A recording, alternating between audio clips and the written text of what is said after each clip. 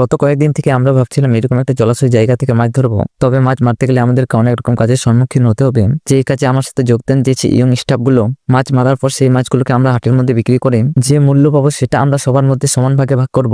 আর এই আশায় আমরা সবাই কাজের মধ্যে লেগে পড়ি। প্রথম জায়গাটিতে জল শুকিয়ে যাওয়ার পরেও আমরা এখান থেকে সেরকম কিছু মাছ পেলাম না, তাই আমাদের ধৈর্য শক্তি না হারিয়ে আমরা চলে গেলাম অপর জলাশয়ে। আমার ধারণায় এইরকম একটা জায়গায় মাছ তো অবশ্যই পাওয়া যাবে, তবে আগের জলাশয়ের মতো যদি আমাদের সাথে স্ক্যাম হয় তাহলে এর থেকে কষ্টের আর কিছুই থাকবে না। কিন্তু এখানে জল শুকিয়ে যাওয়ার সাথে সাথে আমাদের সাথে বেশ কিছু মাগুর কইয়ের পরিচয় হয়। তা দেখে আমাদের মনে একটু হলেও মাছ ধরার প্রতি উৎসাহ চলে আসে।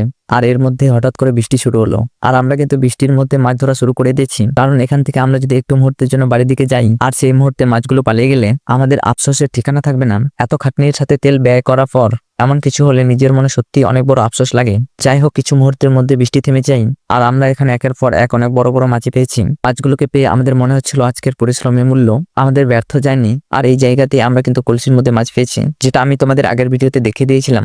মাছ ধরার এই ভিডিওটি তোমাদের কাছে যদি ভালো লাগে তবে একটা লাইক অবশ্যই করবে। আর তোমাদের সাথে দেখা হচ্ছে নেক্সট ভিডিওতে।